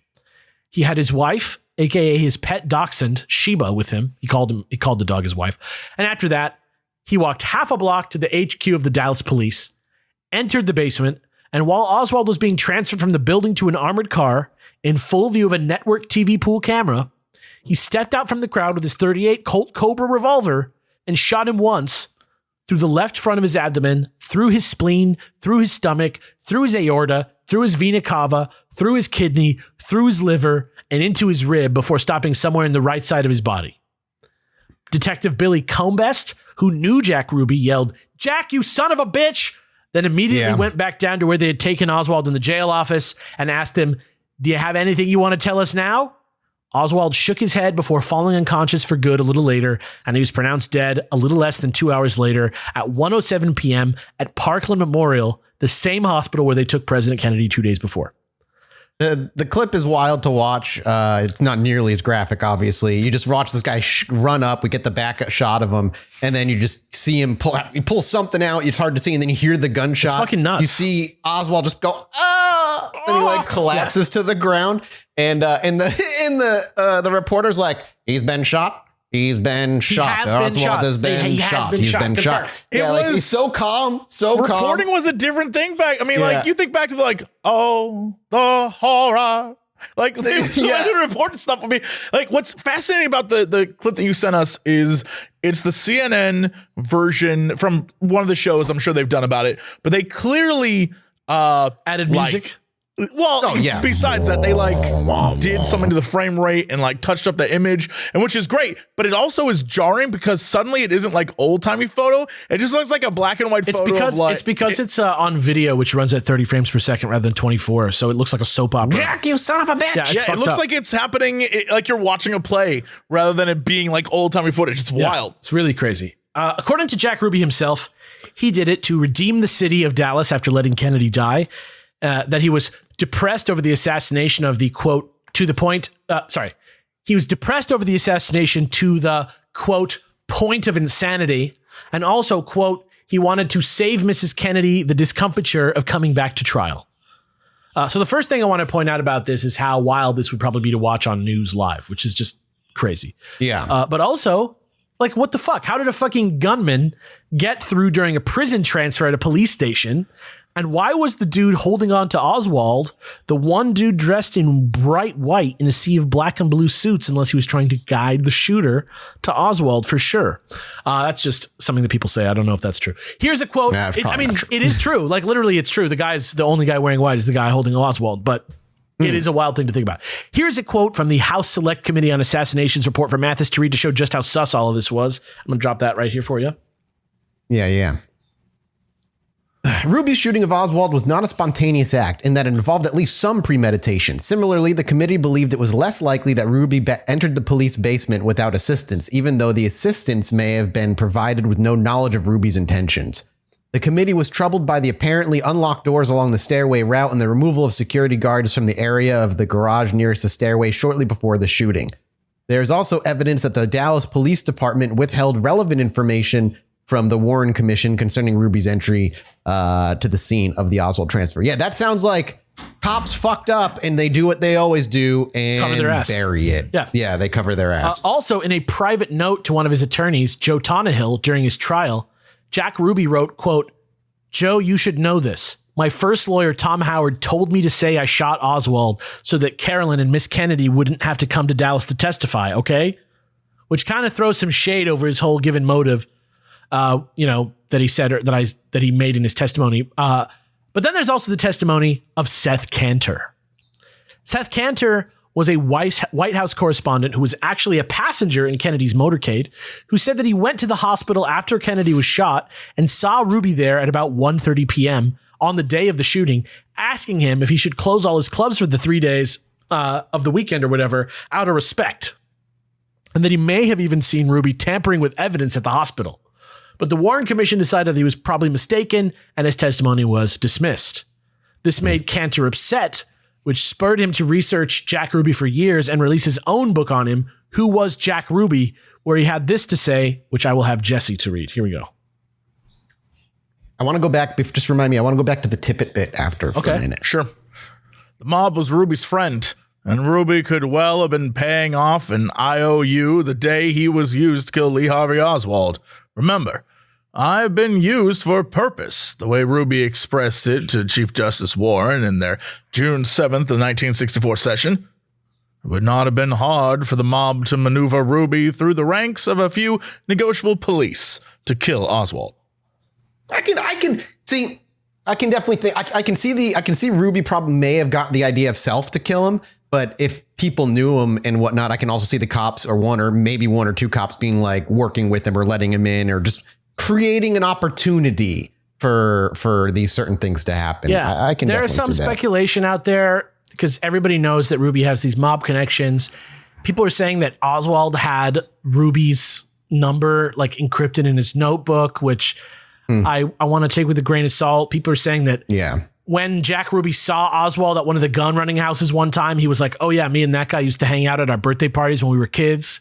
There's all these weird things out there that are did Jack Ruby know Lee Harvey Oswald before this? And speculation that maybe Ruby was supposed to convince some cops to kill Oswald, but then it didn't happen. So he went for it himself when he was down there. And that's why he was there that day, was to convince some cops to do it. So there's some stuff. What did you want to say about Tippit? Well, because I remember reading too that the reason that there was a reason that the shell casings didn't match or something, and I found it, and I just think it's important we kind of throw that out there. Out of the four, I just read this real quick. Out of the 4 bullets recovered from Tippit's body, only one or none, depending on who you talk to, could be positively identified as having been fired from Oswald's revolver. The others, quote unquote, could have been fired from that revolver, but there was no certain match. And there was a reason for that. When the revolver was test fired by the FBI, it was reported that it was leaving inconsistent microscopic markings on the bullets, i.e., 2 consecutive bullets fired from it could not be matched to each other. This was because the revolver had been rechambered for 38 specials, but not rebarreled for 38 specials. So the bullets were slightly undersized compared to the barrel, making their passage through the barrel erratic. Extensive damage to the bullets, mutilation was also noted. So the gun itself, the barrel itself was too big for the bullets. So when he fired them, they bounced and would nick off the barrel kind of erratically, and it would just mark each bullet to look entirely different than the last. Even that is like suspicious. Even that is like some kind of weird trick for making your gun bullets hard to trace. You know what I mean? Like even that is weird. But yeah, I mean, like I say, obviously there's some weight that you should give to the official story. Like I don't want anybody to misunderstand what I'm saying here. I'm just no, and I'm not trying to pick it apart. I just like throw as much information out there as I can remember. I'm just trying to get you guys to think about these things a little differently as I, lay out a little bit more, and then eventually, we'll hear some more stuff. But for sure. With this first real mention of the mob in our story, I think it's time to bring part 2 of episode 1 to a close. But before I do, I have one last quote for Mathis to read that's going to wet your guys' whistles for what lies ahead. Well, yeah. What's next week is a special week, isn't it? No, we still got. Okay, all right. Yeah, here we go. The malefic force or intelligence came into existence, so the psychic messages told us, with the last of the megalithic peoples, and it appears that this, above all other considerations, was the reason why the megalithic priesthood needed to pass on their knowledge. But what was this force, and how did it come to exist? Gaynor's automatic writings suggest that it was not a living intelligence, if living is the right word, as such, but more like a machine, similar to a computer. Exactly what this means, we can only guess. However, we can perhaps make conjecture.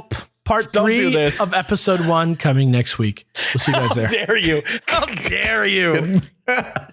Goodbye. He's looking dead in the camera, just like, what?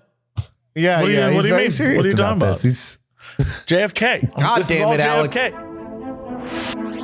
Anyway, me and my wife were sitting outside indulging on our porch one night, enjoying ourselves. I needed to go to the bathroom, so I stepped back inside, and after a few moments, I hear my wife go, "Holy shit, get out here." So I quickly dash back outside, and she's looking up at the sky in awe. I look up too, and there's a perfect line of dozen lights traveling across the sky.